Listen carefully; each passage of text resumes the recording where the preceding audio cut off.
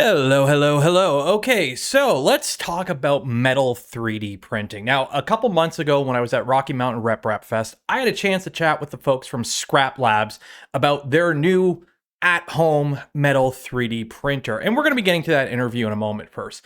But before we dive into that, I'm going to take this as a chance to kind of do a bit of a mini rant. What is that? Why is that? Well, you probably don't want to be doing metal 3D printing at home. This happens every now and then. Last year or a couple years ago, when Micronics was coming out and showing out their metal 3D printer, I was seeing posts everywhere on Reddit, on Twitter, on the social medias and other content creators. We're finally getting at-home metal 3D printing. This is going to be amazing. I'm just going to summarize this in one quick sentence. If you thought resin printing was bad, metal 3D printing is on a whole nother level. So first off, you need very special equipment for metal 3D printing, specifically lasers, okay? You're using lasers to melt little blobs of metal together. Now, lasers can be done safely, but that still is something you kind of have to keep in mind. This is probably not something you're going to run in your living room, because running in your living room, you're probably going to get the black lung, because metal 3D printing, at least every sort of home metal 3D printer that's been positioned out there, uses metal powder, extremely fine particulate metal powder. And you need to wear all kinds of proper safety equipment when you're handling this metal powder. And then after you're done the print, you have to clean up the print and all the loose metal powder that hasn't been welded together, essentially. So you need all kinds of proper equipment. Honestly, if you're trying to do this at scale, you probably want to do this in like a negative pressure room.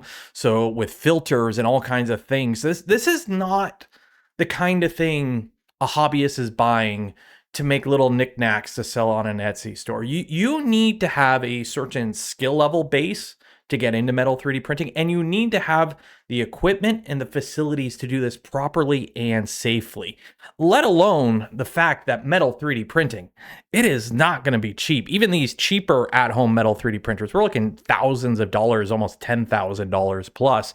And metal powders, they're not cheap. This is MSC Supply. For a kilogram of Inconel, $195. For some iron, you're looking at $87 a kilogram. I don't know what's going on here with the aluminum. But metal powders, they're not the cheapest thing in the world.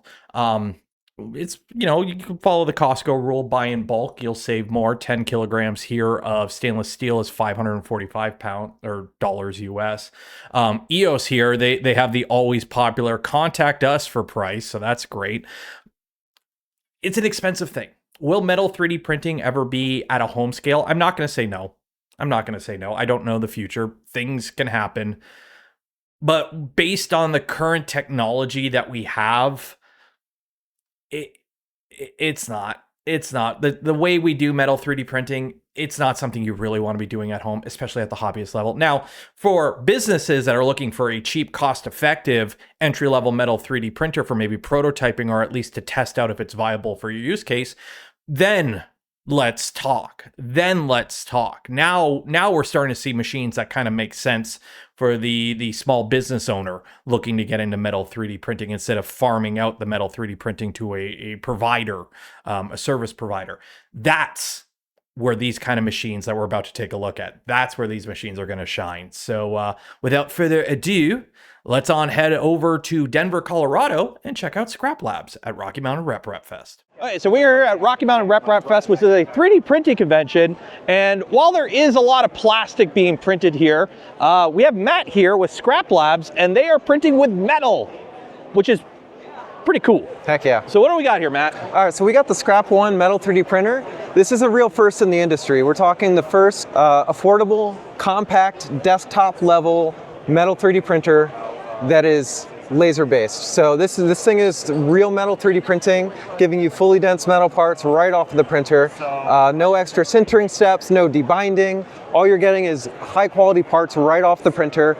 And as you can see, it's here. We're taking pre-orders for the production models that will be shipping next year. Right now we're currently alpha testing and moving into beta testing later this year. So Yeah, check out our website. We've got lots of information on there, the product specs, all the cool stuff. And then also a form where you can reserve a machine and actually get in line to hopefully get one of these next year. So the process you're using for printing here, this is SLM? yes, laser powder bed fusion and SLM also called. Scrap One is basically a laser-based process where you have a powder bed. The layers are very thin, they're spread with a recoater, and the laser just fuses the part that you actually need, and then it's just inside of a powder bed that gets vacuumed or brushed away, and you're left with your fully dense metal part right out of the printer. Awesome. So what kind of materials can you print? Obviously metal. Yes. But what kinds of metal? Because there's a lot of different kinds of metal. There's so many different kinds of metals. So I think we have some over here. Yeah, you can do all kinds of things. You can do stainless steels, tool steels, Inconel alloys, brass, some copper alloys. The only thing that we don't print with today is aluminum or titanium or magnesium, just because they are a bit more reactive, and we'll introduce an upgrade in the future that you could print with those metals as well. Okay. And what kind of like print volume and speed are we looking at here? Yeah, so this is the build volume. It's a 100 millimeter cube. Okay. And the speed is roughly around 1 centimeter cube per hour. So yeah, a few hours for most of these parts here. Could be a couple days depending on how big your part is. Okay, awesome. Yeah. And what kind of like layer resolution are we looking at? Layer resolution is around 30 microns. Okay. Yep. And then for the motion system, we have a belted motion system. So, yes. Okay. Yep. Awesome. And it looks like we're printing directly onto a metal plate here. So like a wire EDM process to remove it? You can if you want to get fancy, but we just use bandsaws. Just a bandsaw? Yep, bandsaw or oscillatory. So you would have like a little sacrificial kind of support and then you would chop it off. Just a few millimeters and it cuts like butter. So awesome. That is pretty cool. Yeah. Now you say you are hoping to have this available soon. What kind of price point are you looking at here? Yeah, so we have an early bird special right now. Kits start at $9,600. So that's for somebody who wants to experiment and kind of, dive into the nitty gritty. For somebody who wants a printer that just works, we have a $12,000 900 price point for the early bird special, and when that ends at the end of the month, it'll go up $5,000. So put your reservations in now, and you can actually get those prices. So this is definitely a very prosumer, commercial, light industrial type machine. This is it. Yep. You're not buying an Ender 3 and then buying one of these as a hobby project. Exactly. Okay. Yep. Now, you are printing with metal powder, so obviously there's going to be safety considerations involved with that. Yep. Obviously you've taken precautions for that, but Yep. do you need some sort of like cleaning station for this or something to post-process the parts after they come out, other than just, are you just blowing off the powder kind of thing in a clean you don't environment? need any like specific cleaning station or anything like that. There's no like washing or debinding. You basically just need a place where you're comfortable handling powders and you're not, getting them in your carpet or your kitchen, for example. So like a workshop is great. You just need to wear a powered air purifying respirator. So that's what we recommend. You can also just wear a normal P100 respirator. They're just a little less comfortable. And that's basically it. I mean, you essentially just need gloves and maybe a jacket to keep the powder off of your because clothes. for those that don't know, metal powder is pretty dangerous. You don't want to be breathing that stuff in. Yeah, the same. I mean, when you're grinding metal, you don't want to, be breathing that in. So you just want a respirator to protect your lungs. You only get one set of those, so don't, use them up. Okay. And what is this here? This is one of the powered air purifying respirators that we use, and we just like it because it's very compact, it's self-contained. Other ones on the market usually have like a backpack or something. We just like this one because it has a USB-C port and it just goes on your head. So, nice. And you kind of get to look like an astronaut, which is a fun bonus. So that is pretty cool. So this is the entire machine itself, that's the final form factor and everything. So that's a pretty compact machine for those looking to get into this type of thing. Obviously, it's not for everyone, but if you are looking for a relatively compact, relatively inexpensive, at least compared to some commercial options for a metal 3D printer, give Scrap Labs a look. Please do. Check them out. Awesome. Yeah. Cheers, Matt. Thanks, Ben. Appreciate you coming by. Cheers.